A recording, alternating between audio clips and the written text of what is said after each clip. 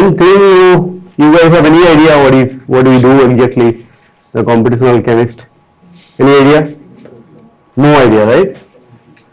Now you all have studied thermodynamics at least, right? Why you study thermodynamics? Why it is important? I mean, that is important. Do you think that course is important, right? You study in BSc, right? Bachelor's. Masters maybe they have here. In some places they have in masters also. So any idea why we study, in fact, any course, right? Like any course you take, right? Let's say thermodynamics. Why you study thermodynamics? Something like rate of reactions and all. Rate of reaction, right? Can you apply in your reactions, chemical reactions you do in the labs, especially the organic chemist? I do PhD students. I'm not a PhD student. I'm asking personally the organic. I mean them. Okay. Can you apply?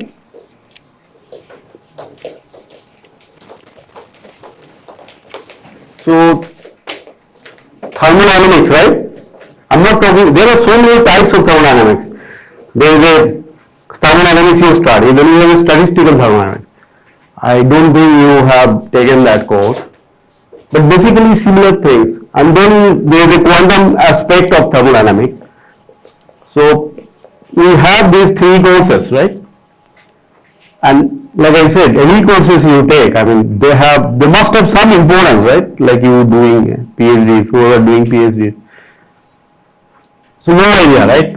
You have any idea? Let's take give me reaction, any reaction, no choice. I will write it down and then I will tell you why it is important and all. Why thermodynamics is important. Then I will talk about the computational part. Yes? Understand very simple things. Any reaction, name it. Huh? Okay, if you don't want to say, I am writing one reaction. Okay, suppose ethylene C2H4 plus whatever, half O2, right? This reaction, epoxide kind of reaction, right? These are organic reactions. And you all have studied thermodynamics. Tell me what is important and how it is important for this particular reaction, thermodynamics.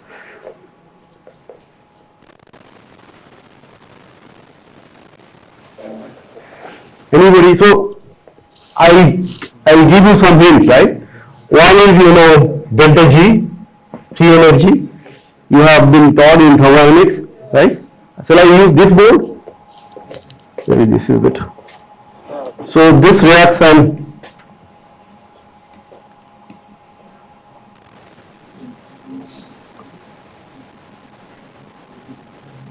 half O2, right? This is a reaction. Now you all know, I have studied thermodynamics, right? See, even if you do organic synthesis, you must understand, these are the very basic things I am going to talk. So tell me, what is the relation with delta G? What is delta G? Gives free energy, right? Changing reaction free energy. And you studied that, right? So delta G, there is an equation called delta G equal to delta H minus T delta S, right? You know that, this, right? I will go back to computational chemistry. Let's understand this. So any reaction you pick, you have reactant and product, right? These are your reactant, this, and this is your product, right? And you know the delta G has to be negative, the reaction. Then it is an exothermic reaction that you have been taught, right? And it is an endothermic reaction, the reaction will happen or not? Reaction will happen? Yes. How many of you say reaction will happen, or how many of you say no, reaction will not happen?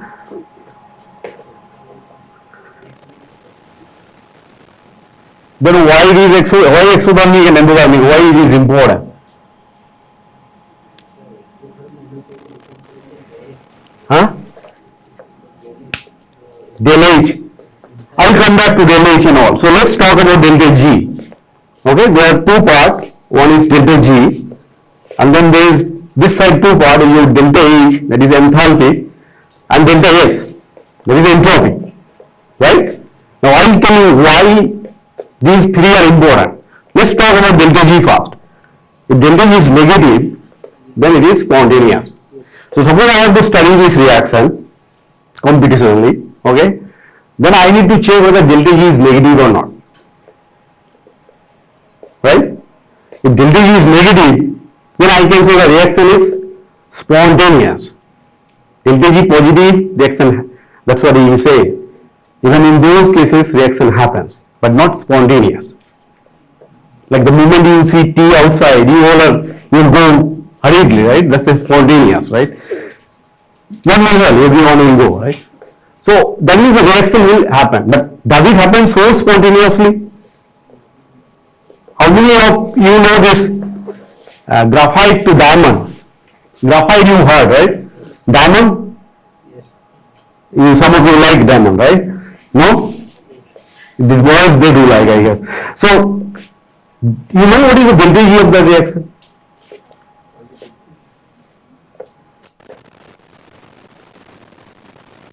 Graphite, the pencil you use, that is a graphite. And the diamond, I don't need to talk much, right? That is also carbon. Same, nothing. Only carbon element. And the delta G is close to negative. Almost zero. Or little negative. There are a lot of controversies, but it's not delta G is huge. But the reaction is very, very difficult. You know that how they synthesize diamond, right? It's a lot of temperature and pressure.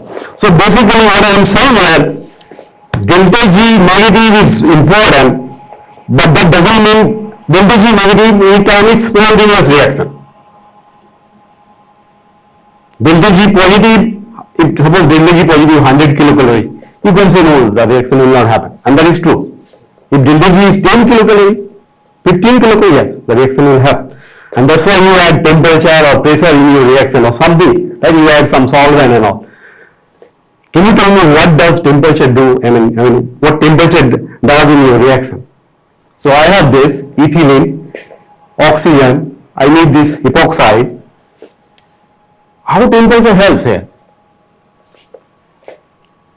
You have studied in thermodynamics. I'm not saying anything new.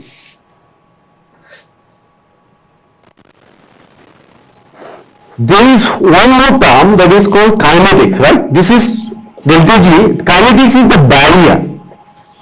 That also you have studied. So there are two parameters. One is rate constant, K, okay? So this is a kinetic parameter. One is a thermodynamic parameter. Delta G is thermodynamics. Rate constant is a kinetics. Now which is more important? Both are important. Both are equally important. How many of you say both are equally? I mean, equally important? Then let me go back to diamond and graphite. Delta G says the reaction will happen easily. But does it happen? So what is important? It's not depending on the reactions. I can go back some other examples. It's not. It is kinetics. That is the most important of all, not the delta G. So if you can calculate the activation barrier, in some experiments, these people, they can do some experiments. If you do photocatalysis, their kinetics is different. They're not like thermochemical reactions. I can talk about that also separately. But there are different types of reactions, thermochemical, photochemical, electrochemical, right? Let's talk about thermochemical. Thermochemical means temperature dependent. Okay? So I'm not talking about photocatalysis. These people do photocatalysis. I'm not talking about that. Photocatalysis, this delta G equal to delta, the reaction equation is same, but the kinetics, they're different. Because in that case, your kinetics is because of your reactant. So So it's an electrochemical reaction, photochemical reaction because of the electron energy. Here they are molecular energy. They are different. So thermochemical and photochemical, that's why kinetics is very, very important. When it comes to kinetics, they're different. They use the same concept, transition state model and all, but basically they are electron energy. In this case, molecular energy is important. In that case, electron energy is very important, right? And all our electron can be very fast, right? They like how fast electron can move, right? You know, electron kinetics or electron dynamics. Electron can move like at the speed of light, close to the speed of light, but your molecule cannot, right?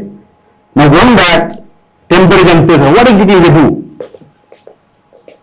I said kinetics. Kinetics, let's say kinetic energy. You know kinetic energy, right? What is kinetic energy?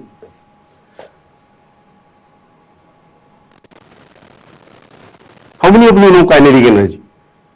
How many of you know total energy of the system? See, this delta G is actually energy, right? It's a total energy of the system. Let's say total energy of this system. And there are two terms. One is called kinetic energy. Kinetic is nothing, just molecule moving fast. Movement of the, so if you add temperature, what is it happens? Your kinetic energy, they increase. So basically when you heat up your reaction, then you see product, right? You see earlier, you see the product formation earlier. That's not because of the thermal energy, no. Thermal energy is very little. Thermal energy is kT. K is the gas constant, I don't know, some of you know, and temperature. That energy is nothing. So when you add temperature in a reaction, the reaction does happen not because of thermal energy. It happens because of the kinetic energy. The molecules, they move faster and faster. Those molecules are there, right? When they move faster and faster, they collide. And when they collide, then the reaction happens faster. Not because of the thermal energy. Don't get it wrong. kT is hardly 2 kilocalorie. Whatever temperature you cannot achieve, you cannot go 1000 Kelvin, right? So whatever temperature you guys do, maybe maximum 100 degree, right? Thermal energy is nothing. So that is true for even pressure. If you add pressure, that means molecules are moving faster and faster because they are under pressure. Okay? So because of that collision energy, the reaction happens faster and faster. So that means delta G and rate of constant, kinetics, thermodynamics and kinetics, both are important for this reaction. Now I said kinetics is more important because it has to cross the barrier, right? You all have seen that, right? So basically you can have a, maybe I'll delete this part, right? So the equation is delta G equal to delta H minus T delta S. Now this is energy, this is energy, this is energy, everything is energy, right? Energy of what? I have a molecule, ethylene, right? Suppose C2H4. I have oxygen energy, and then I have this, right? Energy of what? Energy of the molecule, right? So molecular energy of this CTH4. So you calculate energy of this, you calculate energy of half O2, you calculate energy, and you see the energy difference. If the energy difference is negative, then the reaction is spontaneous. You can say, okay, this reaction is possible. So now how do you calculate the energy? That's where the computational quantum mechanics comes. Because you cannot calculate the energy of the system. Right? Now, before I move to how you calculate energy, what is in C2H4? Let me tell you in this reaction. Like this reaction, how many molecules are there? How many molecules we are talking here? One molecule? How many?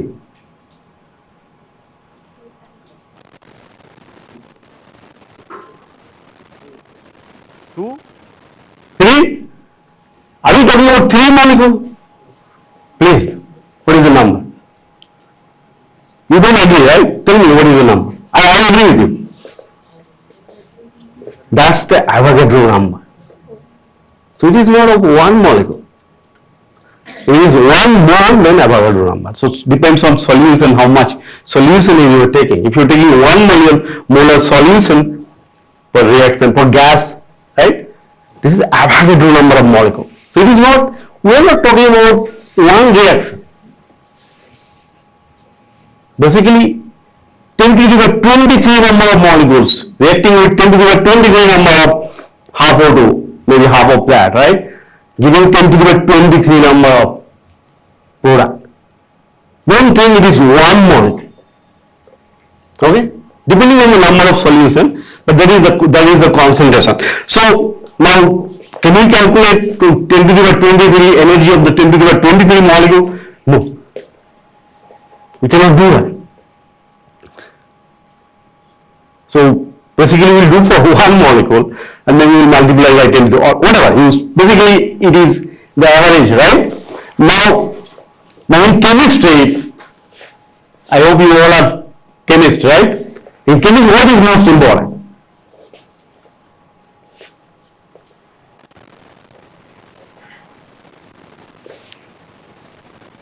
Well, for you guys can tell what is most important.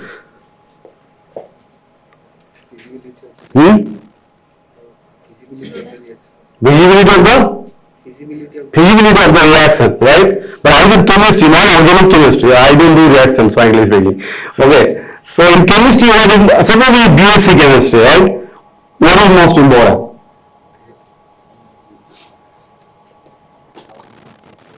What is the most important thing you think about chemistry? Huh? Quantity. Quantity of what? Product. That's fine, I have no problem with that. That's true also. Quantity of the product, maybe product selectivity and all, they're more important. Now, let me go back. So, if it is product, the product is of what? It's the element, right? When you study chemistry in 10th or 12th standard, not even 12th, I think 7th or 8th standard, right? You have a periodic table, right? I don't know which standard, but you have a periodic table, right? So how many of you really thought about product that time? It's element, right? And then what else? Element is, what do you have in elements? Elements composed of? Elements composed of elements itself atom. It's not molecule, okay? So what atoms composed of? Electrons. So what is most important in chemistry? Do you agree? It's about charge transfer, right? Electron donation, etc. Nothing else. You accept, you want to study in BSc or whatever.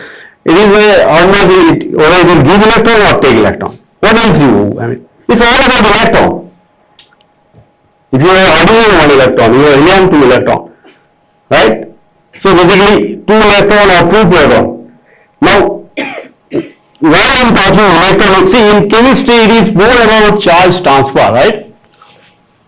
So basically, if I have to calculate energy of a molecule, if energy of the electron is important or not. I am going back to your energy, right? So basically it is the electron energy. The electron in carbon and the electron in hydrogen or oxygen, their energy same or different? That means total energy of the system will be different, right? 5 electron, 6 electron in carbon or 8 electron in oxygen. One is number of electrons are different and second the electron. So basically if I have to calculate delta G or energy of this system, that means I need to calculate the energy of the electron in that system. And that's quantum mechanics. I don't know how many of you know, if you studied quantum mechanics, a bit, there is an equation called that's computational chemistry, we don't quantum mechanics here. So there is an equation called H psi equal to E psi. E is the energy. The energy you see there, this is, they are same. So this equation, this guy Schrodinger, he proposed this maybe in 1920s, maybe 100 years back. And he proposed without anything, without any experimental. He said, you calculate the energy of the electron, basically you can calculate the energy of the system. Once you calculate total energy of the system, you can calculate delta G. Once you calculate delta G, then you know the reaction is physical or not. Right? So basically, now how do you calculate energy of the electron? I'm not going to teach you quantum mechanics, but I will give you some idea. This equation looks very complicated. It is complicated, but it is also simple. I mean, I'll explain why it is simple.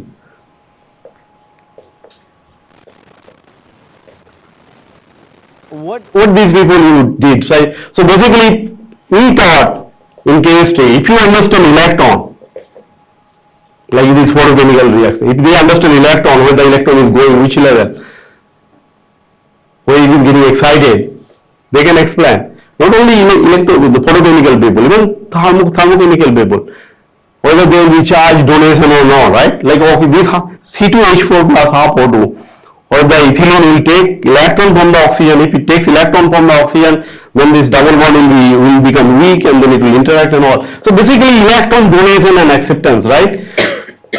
That means the energy of the electron is very important. If electron energy is very high, then they will give electron easily. If the electron energy is very low, very difficult. It's like your ionization potential. You calculate ionization potential of the system, right? Now, how do you understand electron in a system? Think about this. Suppose this student, he is here, right? I don't know him. I know he works with Devan, right? But if I watch him for a month, just 1 month, I will see you what he is doing. Will I understand a bit or not? Right? For a year, right? I know where, at some point I know where he goes at this time, what he does, right? And that is true for electron also. If you watch electron over time, what it does actually, when it is close to the nucleus, what it does, when it is far from the nucleus, what it does, and when it is very reactive, very excited. So that's why this psi is the wave function. Wave function means how it behaves over time. So that means if I know his function or one of your function, like your parents, they think that they know you better, but maybe they don't know. But at least they know a bit, right? Because they watch you, suppose, for 15, 20 years, right? Closely, right? So 15 to 18 years at least they understand, and then you leave and then they don't understand because they don't see you, right? After some time. So the point is, if you can watch the electron, how they behave over a long time, then you know the function of the electron. Once we know the function of the electron, that is the psi, H psi, that means we know its properties. Like if I watch you for a year, like I understand my students a bit. I don't watch them 24 hours in a day. I hardly watch them maybe 4 minutes in a day, right? But still I understand. And I don't understand you people because I even don't watch you guys for 4 minutes in a day. So what this guy said, that this is one electron wave function, means if the electron, what is the path, where it goes, how it behaves, then we can calculate the energy. So I'm not teaching quantum mechanics, but it is, this is what it is, right? So once we have the electron energy, then how many electrons is there, how many proton is there, how electron interacts and how electron proton interact. So basically we can calculate the total energy. That's why computational chemistry is important. And then once you can calculate total energy of the system, because everything is about energy. Once you get the total energy of the system, then you can calculate any properties.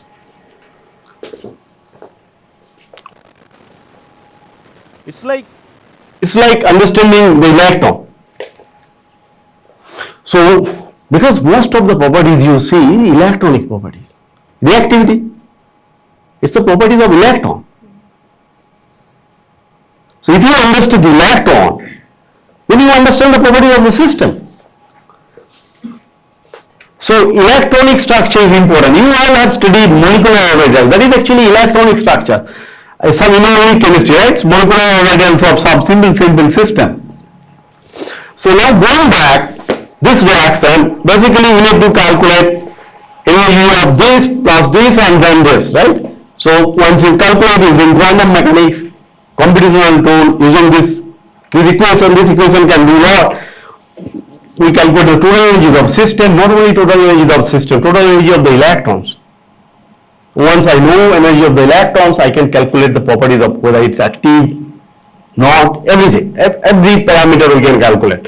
Let's then talk about the catalyst. So this reaction, suppose delta G is, suppose this reaction delta G is minus 100 kilocalorie.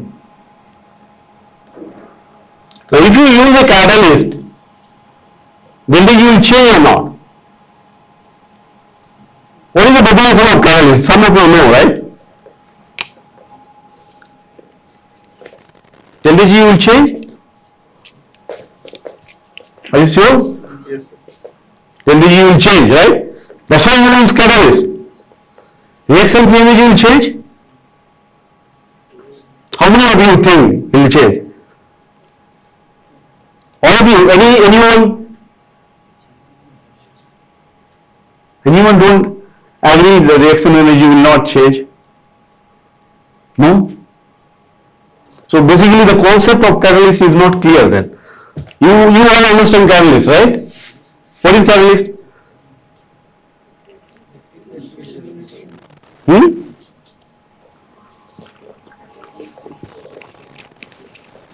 Lowers the activation energy, right? Does it ever say it lowers the reaction free energy? Why it doesn't say? Those you think that delta G will change? Have you ever studied that it will change the reaction free energy or reaction energy or energy? It always says activation energy. What does that mean? That means activation energy is important, delta G is not important. I said both are important, maybe activation energy is more important.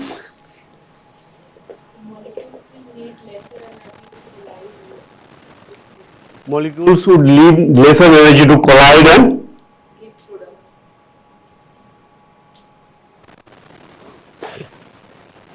any other perspective? So the answer is delta G remains same whether you use whatever catalyst. The reaction path change, I think you all have studied. Your activation does not change because your reactant and product in presence of catalyst or in the absence of catalyst, they are same. Your reactant is this two. Your product is this. Delta G is product minus reactant. When you see the catalyst here, they are not there. They change the path. What I mean, they change the path. So basically, I can show you what exactly happened, and then we can discuss in detail. Okay? And then we can talk about everything. So in this reaction,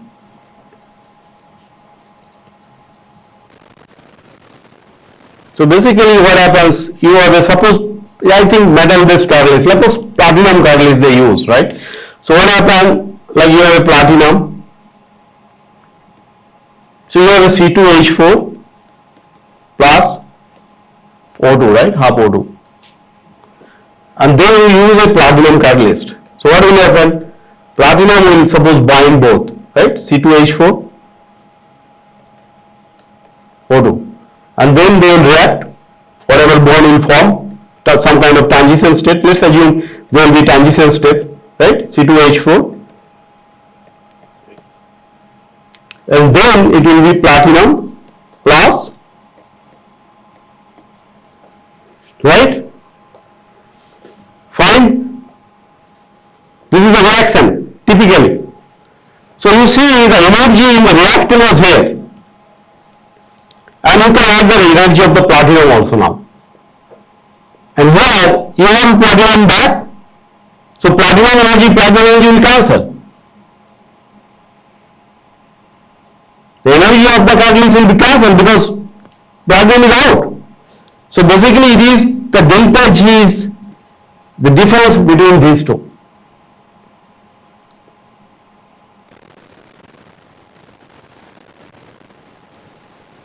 I'll show you the reaction free energy. So basically what happened, this is a reaction free energy, typical reaction free energy profile. So this is my reaction, right? For any catalytic reaction, you know, this is suppose this is your product, this is your reactant. In this case, ethylene plus oxygen. Product is epoxide, ethylene oxide, right? Now this is your delta G. Sorry, this is your delta G. This part is your delta G, and this is a barrier. Now when you use a catalyst, this part changes. Your product energy, reactant energy, so your barrier it lowers. This is your activation barrier.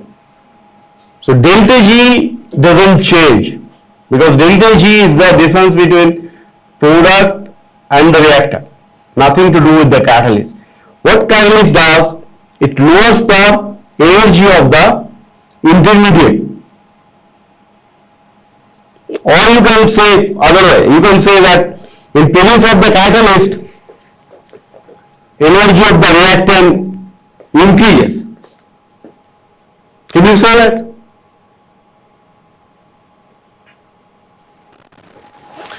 So this is a reactant energy, this is a product energy. Now you can have multiple steps, right? As soon as there is a platinum, suppose this is platinum plus reactant, but energy is here. So earlier reactant energy was here, in presence of platinum reactant energy is here. Because once the reactant, the ethylene, it interacts, the total energy of the system suppose increases. So when it increases, automatically suppose this was the actual barrier, and this barrier also gets lower, right? Because this is between this and this now.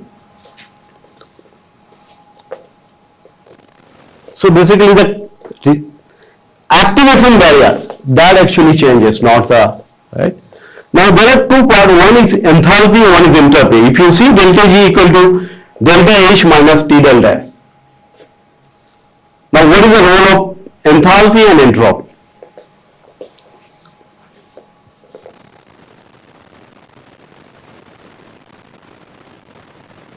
When entropy is increased for particular one system, then the spontaneity of reaction is exceeds to.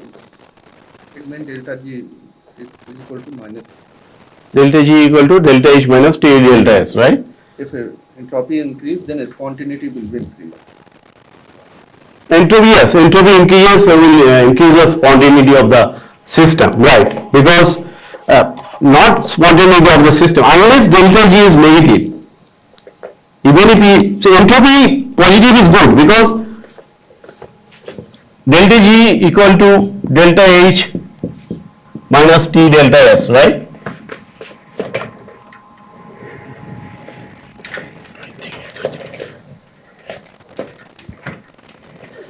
Okay, there is another scheme, so it's not a problem. So delta G equal to delta H minus T delta S, right? Now this value is what? Negative. Temperature is always positive, right? It could be 0 to whatever, right? So that means delta S positive is good. Delta S positive means whole term will be negative. I need delta G negative for a reaction to be spontaneous. So that means if entropy change in entropy is positive, that is good. Now change in entropy, any idea when there is change, positive change in entropy? Any idea? If phase changes, yes, phase changes there can be like phase changes, suppose it is solid to gas. or liquid to gas. The randomness, this basically again going back same, like in molecules, they will have more kinetic energy. In solids, they are tightly packed. I don't know how many of you understand the structure of solids, liquids, and molecules, but maybe I can talk about that part also. Maybe we will talk. So, basically randomness. So, there are reactions, entropically driven reaction. Only entropy is important. But entropically driven reactions are very, very few. I mean, many phase changes, max. A reaction in like C2H4 plus O2 to epoxide cannot be entropy change reaction. Entropy change, like there is some change in the structure, like isomers. Some change in the structure. Because of that change, little change, you have some positive entropy. So it's an entropy driven reaction. Like ice melting, solid to liquid, that's an entropy driven reaction. Little change.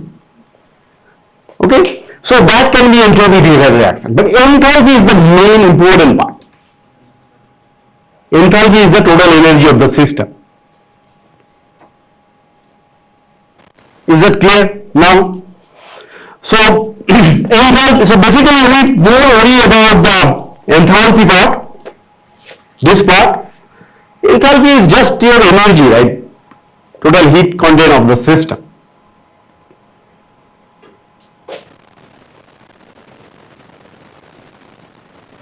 Now, let me talk about the structure of some molecule. Like you have a, like if you have C2H4, what is the structure of C2H4?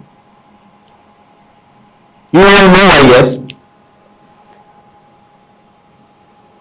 I don't think so, you all know, but let me see. How do you see the structure? It's very important for us. So this is the structure, whatever, like planar structure you guys know, right? I forget about my drawing, but it's a planar structure, right? Not stereo, those plane and all, okay? But does one molecule? How many molecules are there? We talked. And Avogadro number of molecules are there. And how they are there? Huh?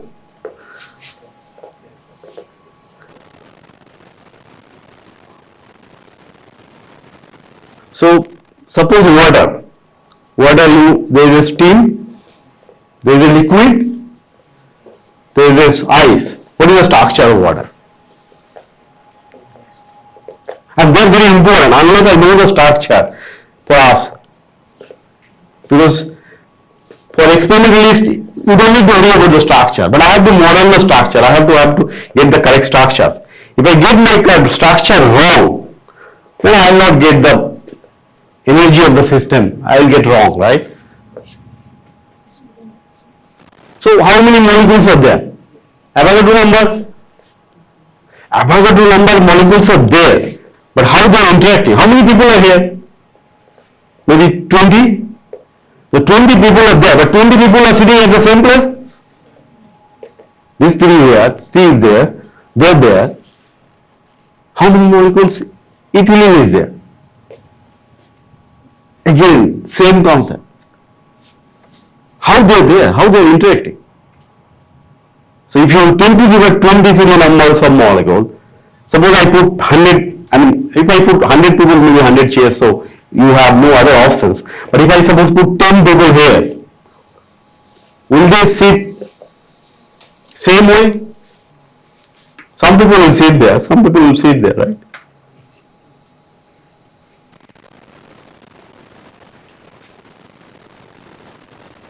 So that means the C2H4 can be interacting with another few C2H4.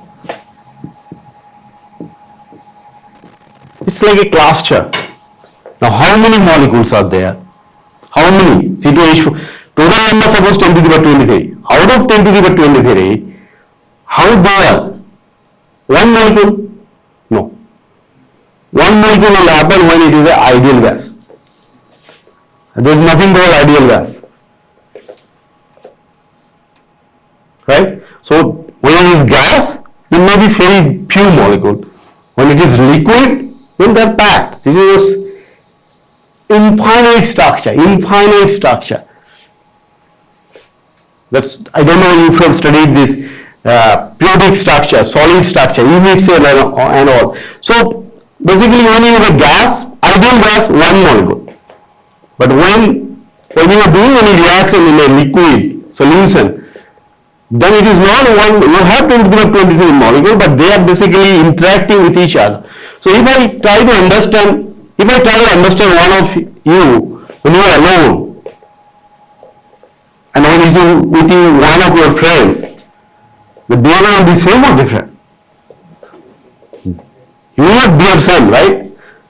Then two friends are there, then you know what happens. Then three people don't know what happens. And when you are alone, okay.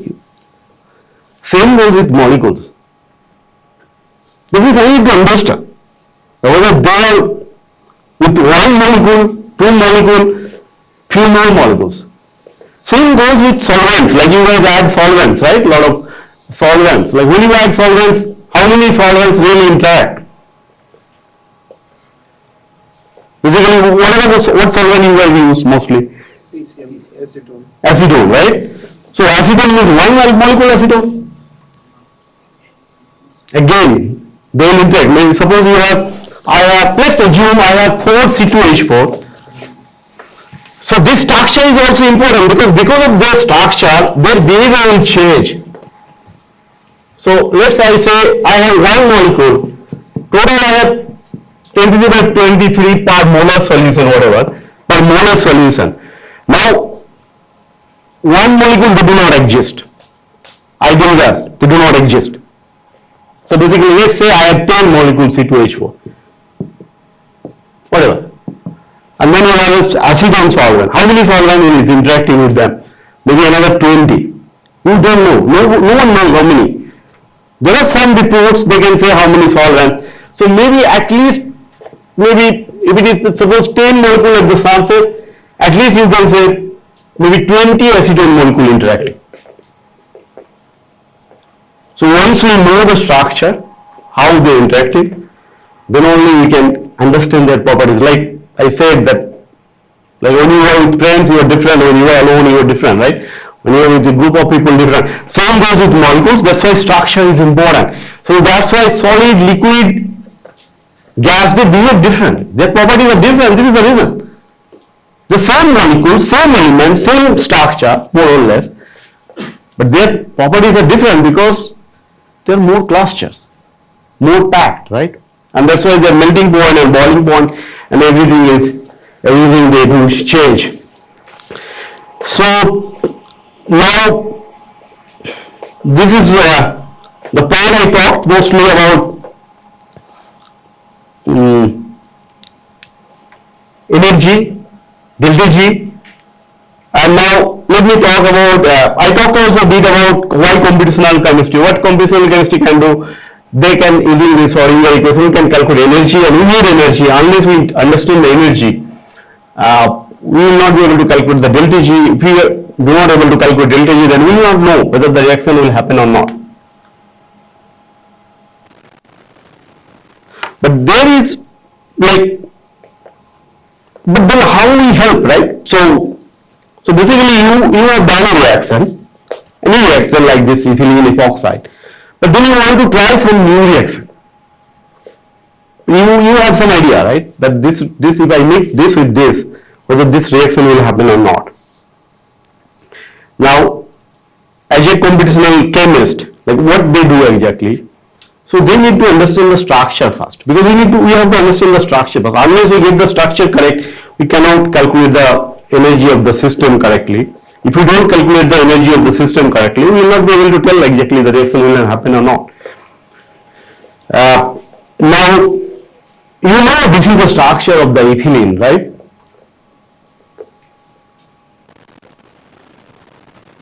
There is one part I said that how many molecules are there, how they form clusters. And one is what is the structures. What I meant, let me go back again.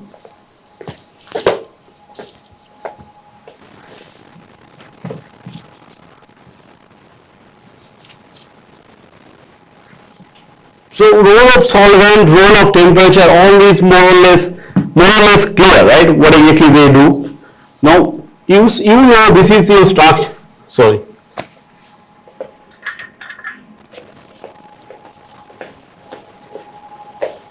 We will do here.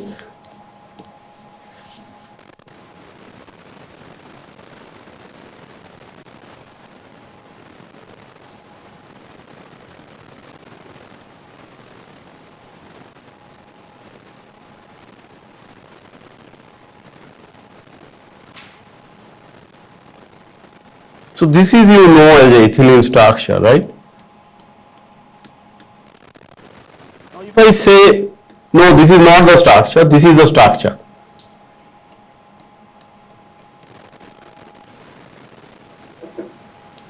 I'm sure you all will not agree to me, right?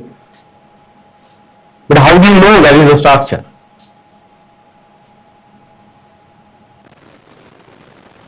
And how many combinations you can have?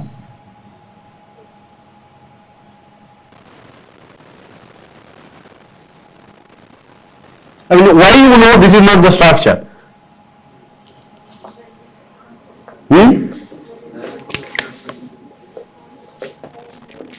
Balance. So if you know the valency, can you tell me all the structure? Does valency explain everything? I can give you plenty of structures that valency doesn't satisfy. Do you know this structure exists? Forget about valency.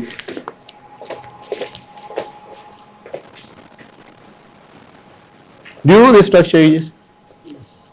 Is the valency fulfilled? C2, yes, C2. There are a lot of papers, just you Google it. I have also a paper in C2, first paper. Does it exist? Yes, it exists. So, does valency satisfy there? How many of you studied boron clusters? Does valency fulfill there? Boron clusters, closure borons, or middle borons, right? Now, how do you know that is the structure of the ethylene? Because of the valency or because you studied, read in the book? Which is true? Because that is the structure you have been taught, right? Now, and the possibility can be used. How many possibilities are we talking? Any idea?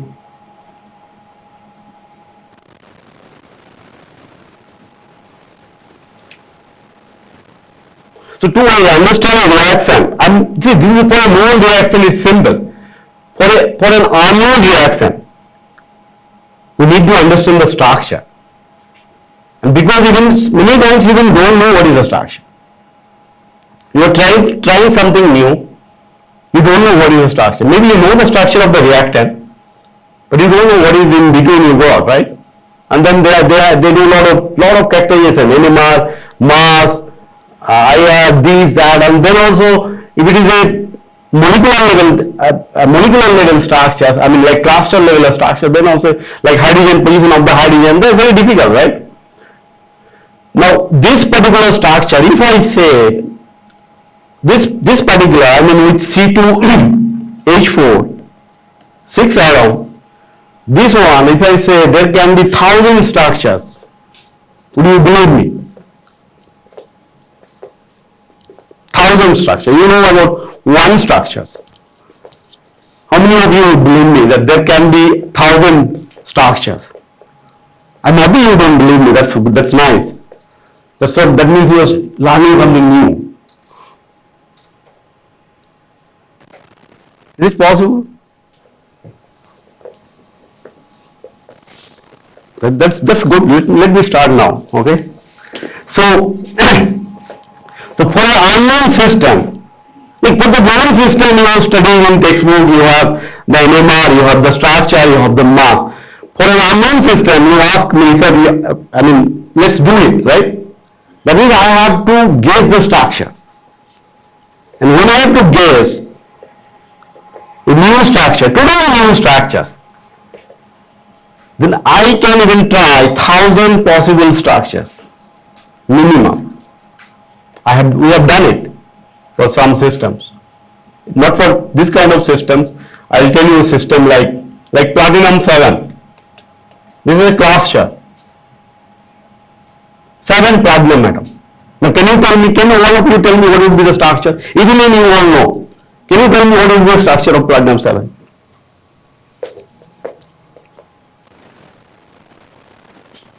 Now how would I know what is the structure of platinum 7?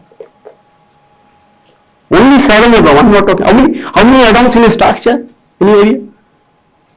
How many atoms in a structure? Any structure? Not ethylene. Suppose how many of you work on nanoparticle in PhD people, and how many of you heard about nanoparticle?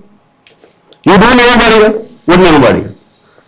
Yeah, copper nanoparticle. Copper nanoparticle, right? Yes. How many atoms are there? Yes. Number. Yeah, atom. We'll talk about the structure later. Let me see nanoparticle. How many of you are working? Nanoparticle. How many of you have heard the term nanoparticle? Nowadays, I don't think everyone knows, right? Nanoparticle. How many atoms are there? What is the nanoparticle? Copper? Copper? Copper nanoparticle. What is the size? So within 100 nanometers. Any idea how many atoms are there? Now Avogadro concept will not work for those who are worried about Avogadro number. So copper, C talks about it, maybe 100, C said just 100 to say 100. 100 is like not a nanometer, it's a nanometer, fine. Bigger size nanometer, right? How many atoms? Anyone have idea? No one have any idea. Forget about the structure. You don't have an idea how many atoms are there. I said platinum 7. That's not even 1 nanometer. Platinum 7 may not be even 1 nanometer, not even 1 nanometer. It's maybe point few. It's a sub-nano cluster. They call sub-nano because it's less than 1 nano. 1 nanometer is around 100 atoms. Let me tell you how many atoms. Can you tell me how I calculate how many atoms? Typically, I'll tell you what is the number of atoms is there in the 100. Those who don't know and one interested do know. What is the distance, copper distance?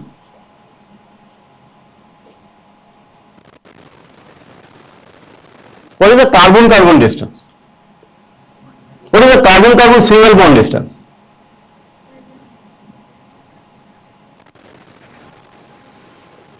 Anybody organic chemist? So all organic chemist. I am a physical chemist. Carbon distance? 1.54. Perfect. That's a single bond distance he is talking. Let's forget about copper. Let's carbon. It's easy because, or we can do copper. So any idea how 100 nanometer means how many angstrom?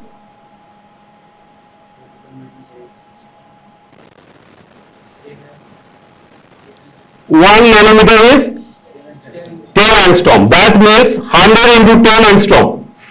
Right? That is perfect, right? Now let's carbon bond distance 1.54. Let's say copper bond distance 2 angstrom. Metal, right? Let's assume 2. This is 2 angstrom. I have to cover 1000 angstrom. So how many I need to add? 500 at least. Then it will be 1000 angstrom. If each bond is 2 angstrom. If it is 2.5, it will be little less, right? So how many atoms? 500 for one dimension, 500 for another dimension, 500 for third dimension. So 500 into 500 into 500. How many atoms? Typically, 500 for this dimension, 500 for y direction. It's a 3 dimension, z direction. So 500 into 500 into 500. So this is 25 into 10 to the power 6 atoms in your 100 nanometer copper body.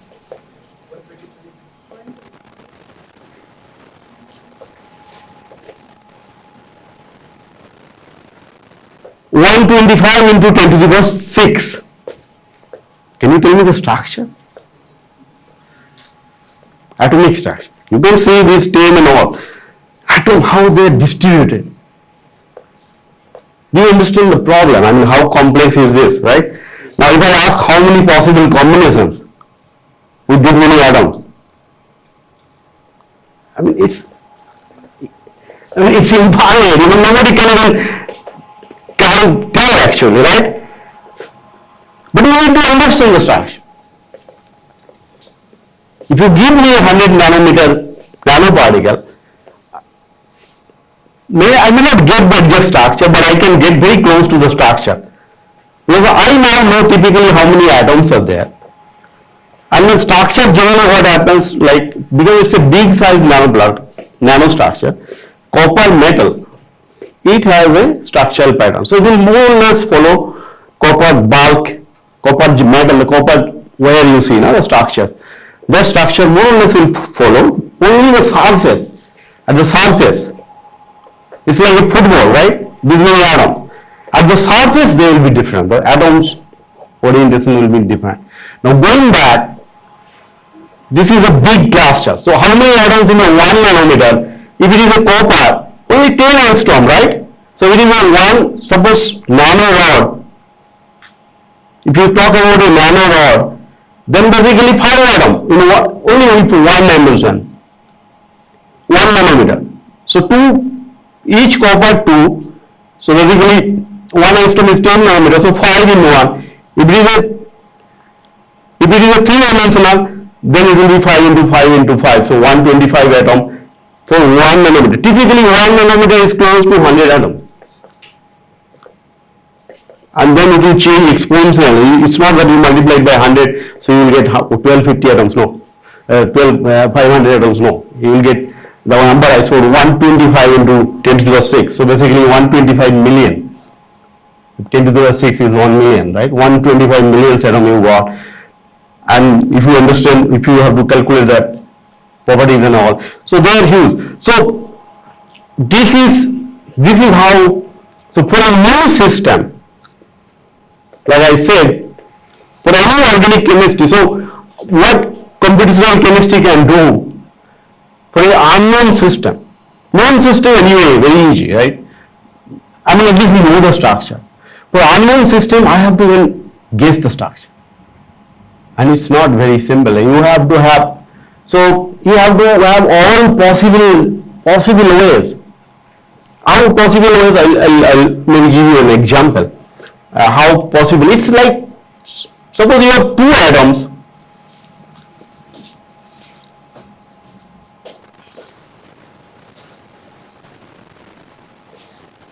If you have 2 atoms, this is the structure. Whatever, maximum your bond length will be different, right? This bond length will be either maybe 1.2 angstrom or whatever. So the possibilities are not much.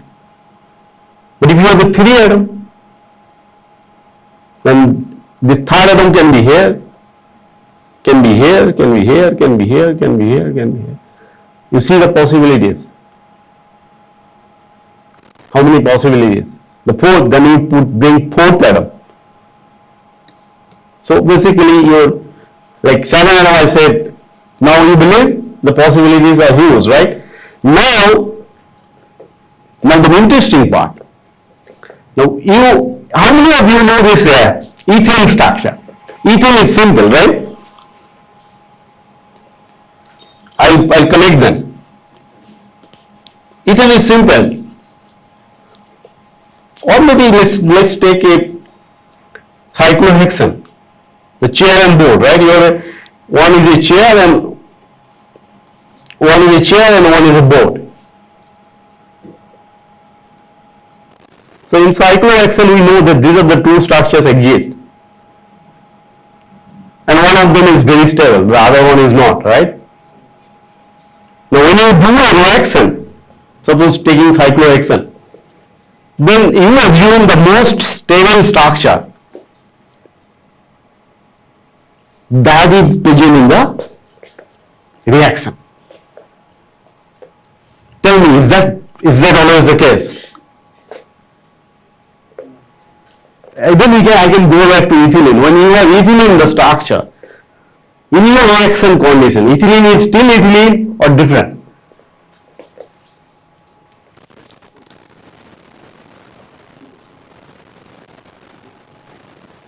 What I'm saying is, suppose this is a cyclohexane chair and board structure. Now you do a reaction. These are the two possibilities, right? And suppose their energy difference, I don't know what is the energy difference, maybe not much, maybe suppose 5 kilocalorie. That means if the energy difference is less between these two structures, then they can interconvert. I mean, chair can become board, board can become chair because the energy difference is less. So when you are doing reaction thinking your chair structure is there, it may happen that basically in the process it became board and then you got the reaction, you got the product, right? You do NMR and all, you know it. Now this energy difference is 5 kilocalorie, but when you are doing the nanoclasters, the energy difference is very, very low. So most stable structure, you have a ground state structure, we say ground state structure, GS. So that is one. And then there is called excited state structure or metastable state structure. So basically whenever you are doing a reaction, even forget about simple reaction, ethylene in the reaction condition may not be ethylene.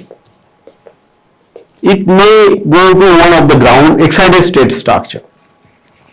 When it goes to the excited state structure, then you have the possibilities, whatever you are doing, the possibilities, the reaction. Now again depend, like for ethylene, what is the difference, energy difference between excited state and ground state? If the difference is huge, then no, it will not go to the excited state structure. But if the difference is less, then it will easily go to the excited state structure, and then you will get totally a different product. So for an unknown system, they are more challenging because we do not know the structure, and even if we suppose find out the structure, what is the next most stable structure? If the next most stable structure is the energy difference is very less, that means both of them reacting at the same time. So the product you get, you are not sure whether you got from the ground state structure or most stable structure. So these are called metastable structure and excited state structure. Now this is the structural part. Now maybe I'll cover about this photochemistry something. What exactly happened? So this is about, I talk about thermal catalysis. But what happens in photocatalysis? Do you have a break or what? We have a break, or we say continuous 2 hours? Continuous 2 hours, okay. So now let's talk about photocatalysis. So any questions you have for the thermocatalysis one?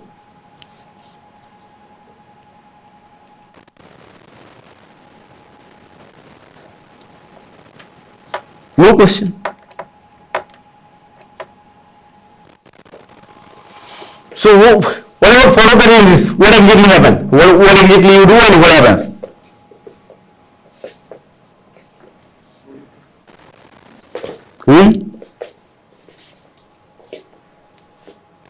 Delta G is important there? Delta G is important. Delta G is still there, right? Yes. Then what is not important there? What is the difference between thermocatalysis and photocatalysis? Organic synthesis, nowadays people are using even electrolysis, right? Electrocatalysis, right? Even for organic synthesis, right? And what are the differences between these three? So catalysis can be of different types, right? So what is the mechanism? So thermocatalysis direct heat energy is applied. Yes. Photocatalysis, and when photocatalyst is used, this increases the activation energy of the electrons. Okay. Anyone, any idea? So what is the difference between thermocatalysis, photocatalysis and electrocatalysis?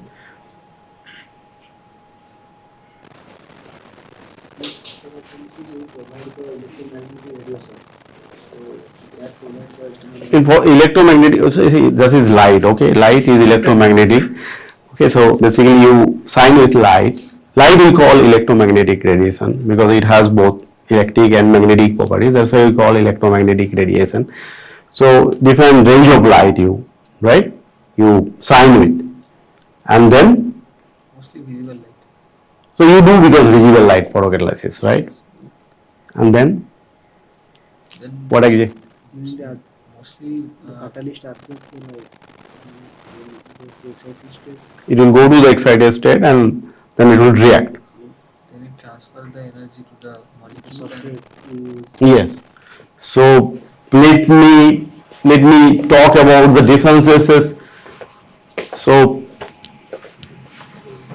simple catalysis, which you all know, that is now because these fields are growing. This photocatalysis and electrocatalysis is growing. Then we have to name it differently, right? One is thermocatalysis, one is photocatalysis, one is electrocatalysis. When we studied, we mostly talked catalysis means thermocatalysis, right? So in thermocatalysis, the same reaction, ethylene plus O2.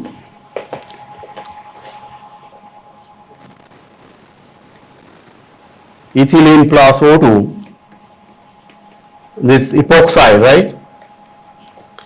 So energy of these systems are important,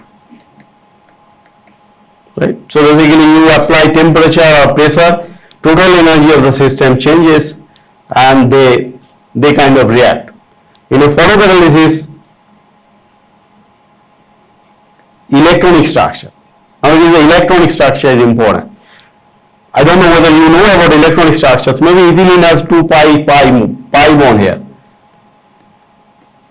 So this is your HOMO, this is your LUMO. How many pi bond in ethylene? Maybe 1 pi bond, right? So yeah. So you have 1 pi, not 2 pi, right? So this is your ground state electronic structure. It's like molecular orbital. So basically what you have done, you give light and light will interact with this and it will excite and the electron will go here. So basically this electron will go from here to here. So this is an excited state. Now this electron can go in many possible states, but this is the excited state, and this excited state means now it is reactive. It has a lot of energy, and then it will react with the oxygen molecule, and then you will get, suppose, I don't know, it's a photocatalysis reaction. This reaction also works as a photocatalysis. I don't know whether this reaction, so there are some reactions they work for, same reaction can be synthesized using different ways. So in this case, but you tell me why light interacts with electron. Any idea?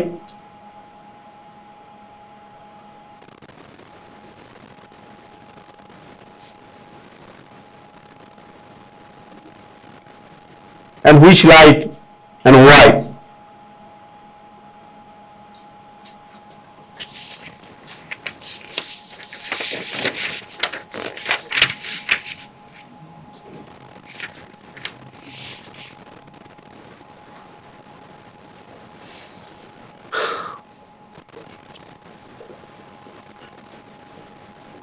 Any idea why light interacts? Light interacts with the wavelength of the light matches the Photocatalyst. So wavelength of the light matches with the band gap of the photocatalyst, and that's why it interacts, and that is fine. But why? What is light? sir, actually electron has also some wave property. So we consider the property of the So it is the wave properties or the particle properties? What is important? interacting with the light is wave property of the electron. Then why it will move? Sorry. Why it will move? Why it will go to the higher energy? How many of you understand particle?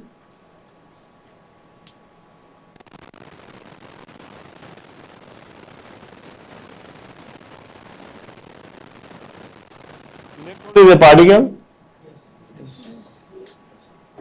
Electron particle or wave? Hmm?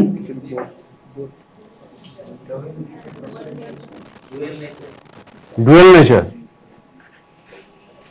What about light? Light also dual? So light is electron? Photon particles. Light is Photon particles. photon. So which property is here the important? So basically they are particle and wave both. Actually any small whether electron or photon or phonon or whatever, they are all both particle or sound. Yes, sir. Sound wave or particle, right? Or both, they have both nature. Now basically it interacts with the basically let's say homo-lumo gap. So if your homo-lumo gap of the photocatalyst matches with the wavelength of the light, then it excites. When it excites, it goes to the excited states, and when it goes to the excited state, it is very excited, so it interacts with the substrate. Now it can happen that it can interact both at the excited state or maybe once they come back and to the ground state and interact. So that is the photocatalysis, right? Now different wavelength they use, and then I can talk about all these in details how they actually work.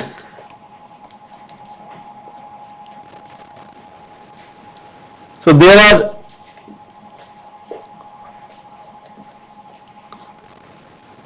one is your electronic energy. I talked about this, right? So molecule has different type of energy. One is kinetic energy, one is electronic energy, and then there is called potential energy. Potential energy, actually this part is potential energy. There is other kind of energy like different energy like dispersion energy, electrostatic energy. There are a lot of types of energy, but this one is called potential energy, one is called kinetic energy. Now this part is important, what I talked for when you apply temperature and pressure, the kinetics of the molecule linkages, they collide, but this part is very important when you talk about photocatalysis or even for electrocatalysis. So basically the electronic energy, the potential energy, they are very important. Now I'll slowly explain what I am trying to say here. So suppose this is called potential energy diagram. Sorry.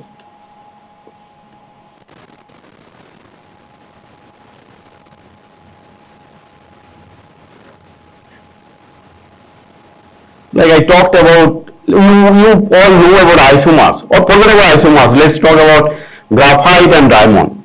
Let's go back there. This is graphite and this is diamond, right?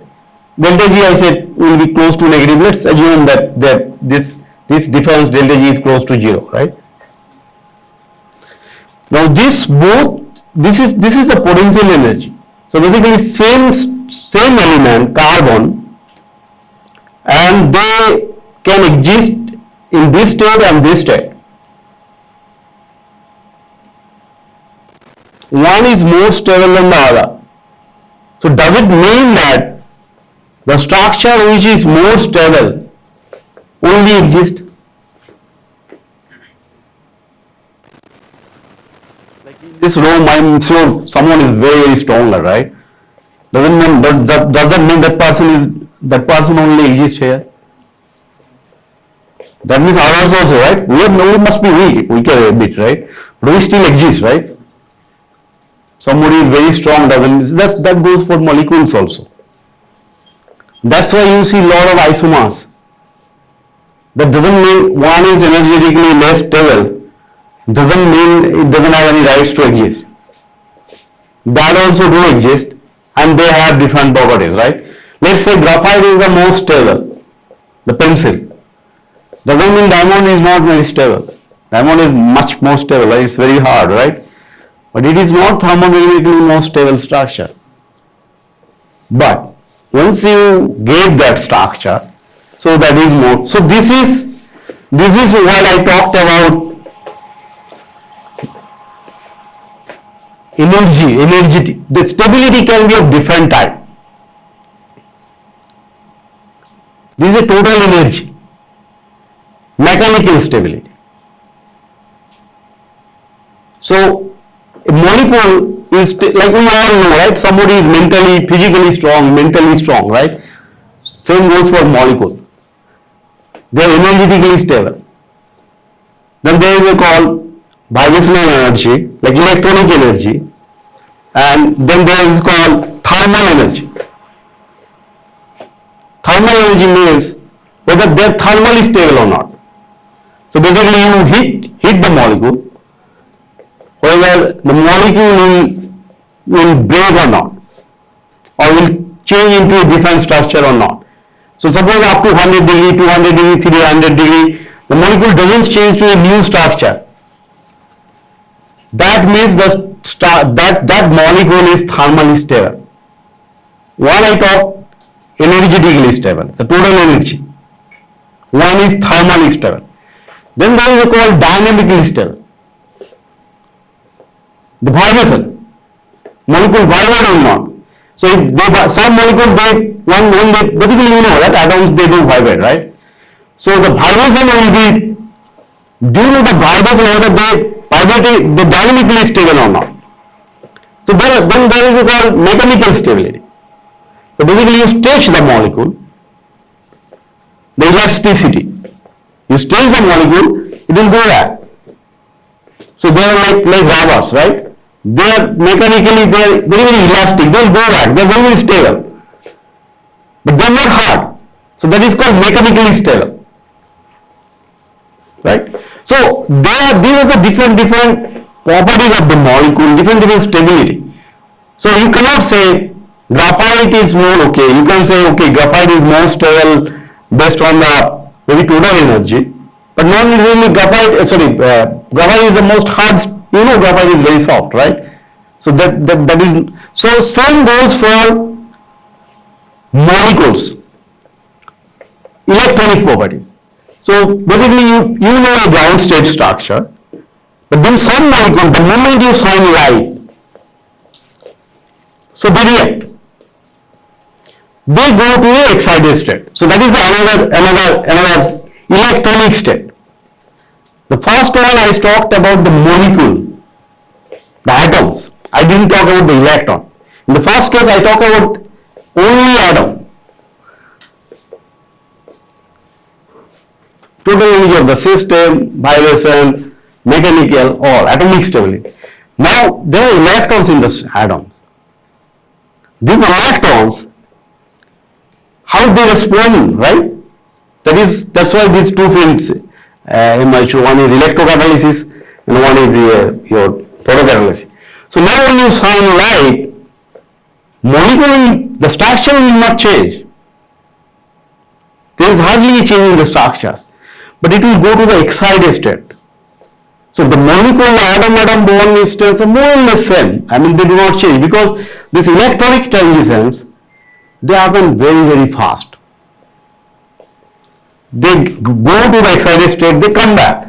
Before even the atoms they realize, okay, my electron has gone. It's like sometimes we see that the children, right? Sometimes they are out, right? Somewhere they gone and then they come back. So basically electron goes to the excited state and come back.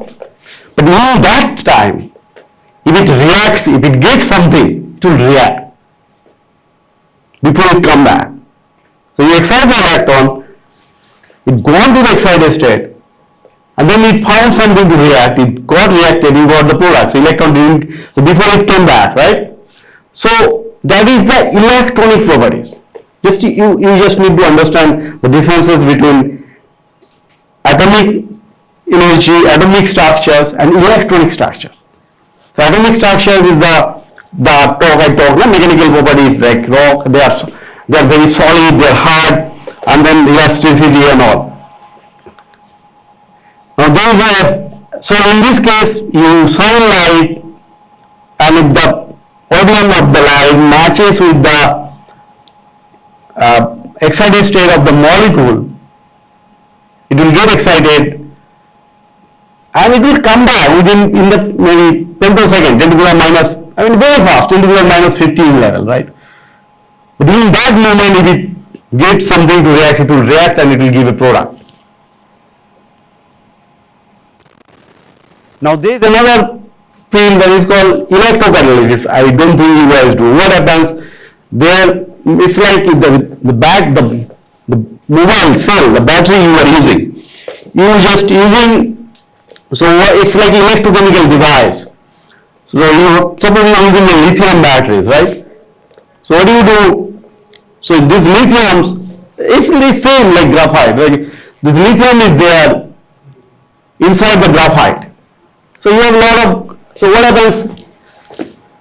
You have one like electrode here, lithium, sorry.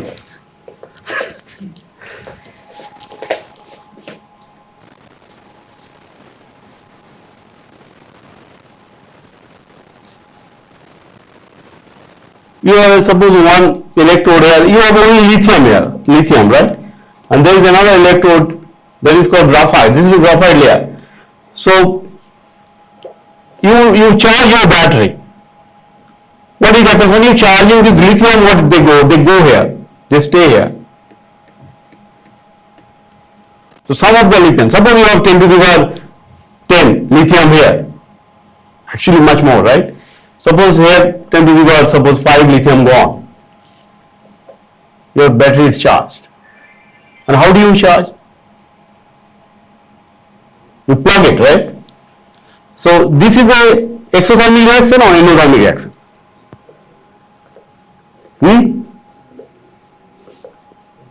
So if one is endothermic, the reverse has to be exothermic, right? Otherwise it will not happen spontaneously, right? So when you are charging means you are giving energy and then only lithium is going. So is it endothermic or exothermic? It is endothermic reaction. Otherwise your battery will burst actually. You are during charging, and that's what happened. Why it burst? Because this lithium doesn't want to go. And when you use the battery or a very bad quality battery, this will not make enough, I will not go. So it will heat it up, right? And then once it is there, then when you are using this lithium actually going back to your general electrode cap. So this is an electrochemical process where an electron are actually going out of the circuit. Okay. So this is an electrochemical tricks. Basically what we are doing, we are taking out the electron of the systems. What happened? This gone.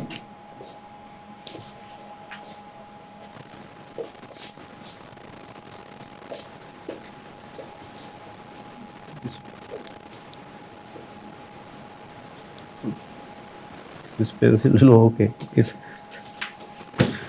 So that is so basically in one case the difference is, in one case you are shining light you are using for a reaction, and we are using the excited state of the molecule. In another case we are using the we are not actually exciting, we are taking out the electron, like it is the energy of the electron is important. Now let me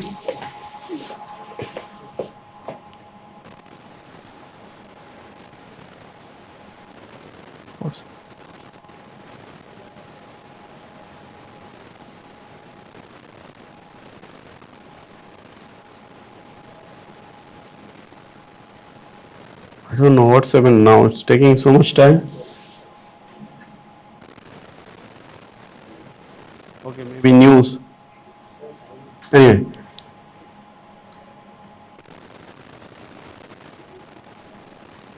Suppose these are of your, suppose this is your HOMO, anything, any system, this is a HOMO, right? And this is your energy scale. Right? This is lower the energy, this is minus 10, this is minus 9, this is minus 8. So basically this electron is more stable, this is minus 10, negative is better, right? Now if I want to take out this electron, how much energy I need. I have the scale, you see the scale. Minus 8, whatever, if it is suppose in electron volt. So that means you need to give this much energy to take out the electron, right? Now you are doing a reaction, whatever, even a photocatalysis or electrocatalysis. Suppose I want to do a reduction of simple molecule, right? Suppose CO2 reduction is very important, right? So that means CO2 has to take an electron. So CO2, that means if it takes one electron, it will be CO2 minus, right? Now, so basically suppose this is your electrocatalysis, this is the electrode. Suppose this is a copper electrode. And this is my energy scale. Now I will draw the energy scale of CO2. This simply it's molecular orbital. We basically don't know how to draw the molecular orbital, even I don't know. But what we can do, we can use computational tools. We can calculate the energy of these states. What is HOMO, what is LUMO. Now I calculate, suppose, energy state of, it's not working like before, I don't know why. Whatever the reason, forget it.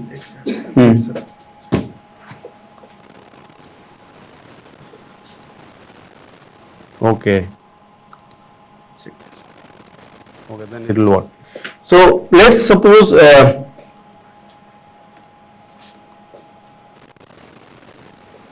this is a LUMO, right? And this is the HOMO of suppose CO2, whatever.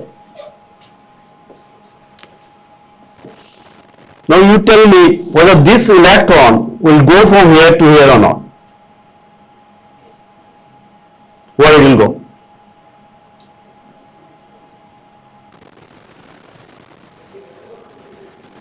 If the LUMO is here, it will not go. Why?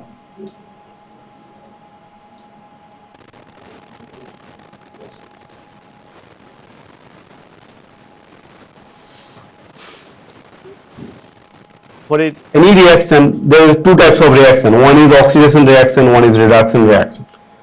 So for reduction reaction, your electron has to go to the LUMO. For oxidation reaction, the HOMO electron will go, right?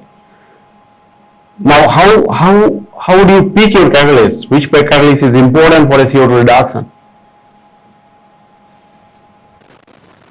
So basically, I need to know the energy level of this CO2 molecule, and then there is a called reduction potential. You all have studied, right? Reduction potential. So that means CO2,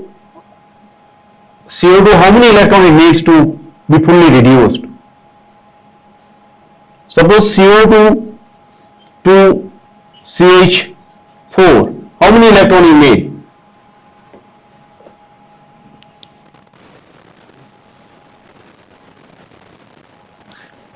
There are a lot of products for CO2 reduction, CO, HCO, whatever, HCOH, whatever. So suppose you need up to 8 electrons, right? Now each electron, so for one electron, there is a reduction potential values. So for one electron reduction, suppose the value is around 0.05. For second electron, suppose 0.10. For third electron, suppose 0.20. That means this particular energy gives an idea that where my energy should be. So basically this state, the state of the catalyst should be higher in energy than the LUMO state of the CO2. If it is lower in energy, then there will be a transfer. Now for any reduction to happen, we need to know the electronic states. Or we can say, at least we need to know the ionization potential. If you know the ionization potential of the electrode, how much energy you need to give to take out an electron, and then if it matches with your reduction potential of the molecule, then you can say that this could be a good catalyst.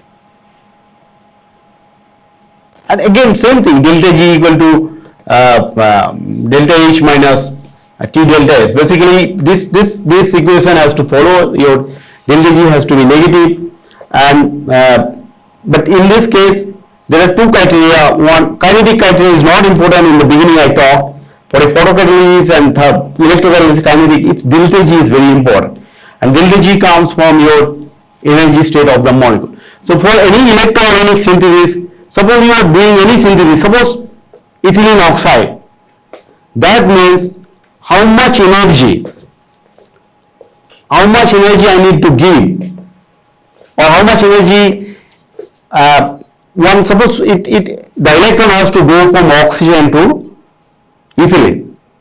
That means the LUMO energy of ethylene is important, because the electron will come to the LUMO of ethylene. If you know the LUMO energy, and that is nothing, electron affinity. LUMO energy is actually your electron affinity. HOMO energy is actually your ionization potential. So once you know the electron affinity of the molecule, then if you know that what is the correspondence molecule where from the electron will come, what is the ionization potential of that molecule.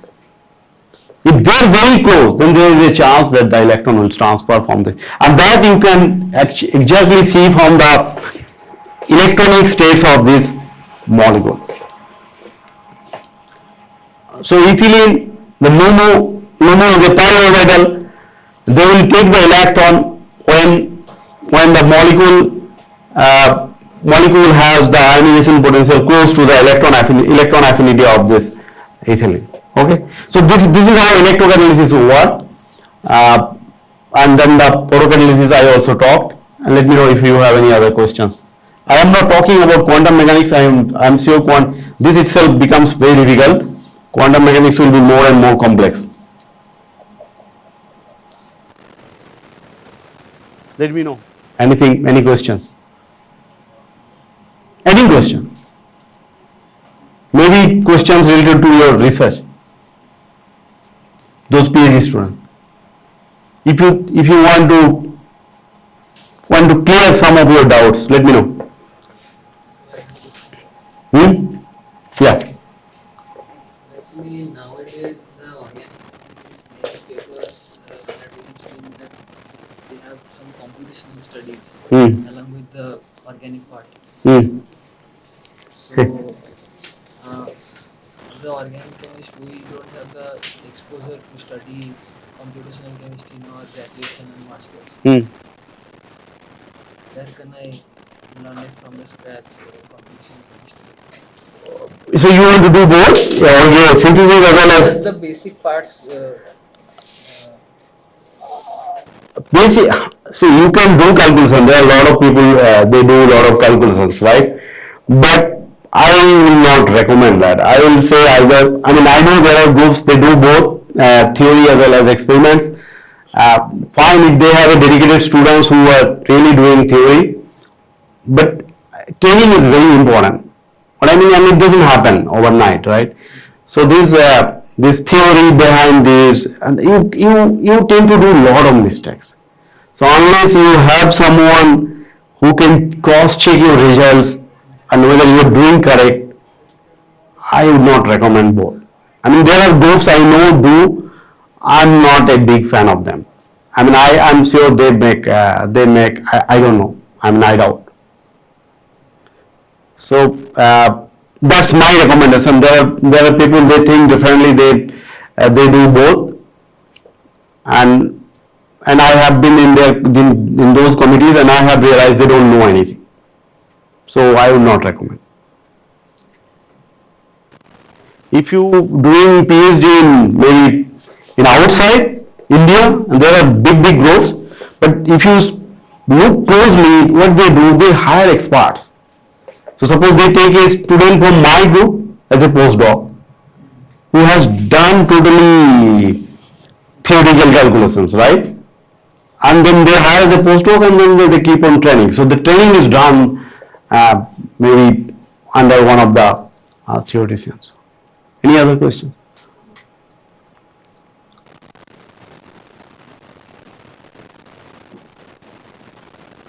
other questions? Oliver, you have any questions? No, I want to see what you're doing. That's all.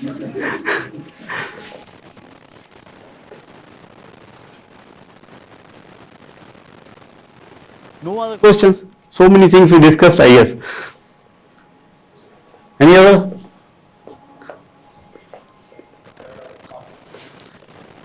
Okay, then we finish here.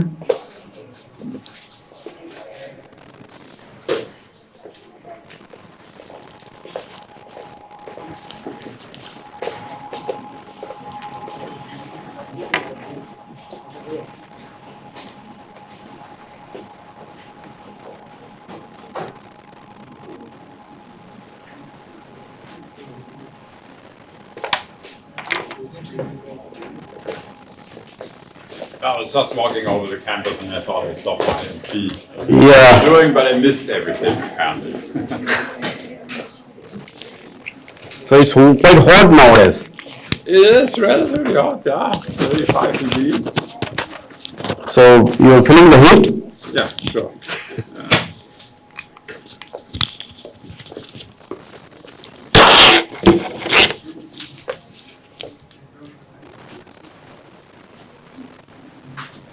But it's not too bad.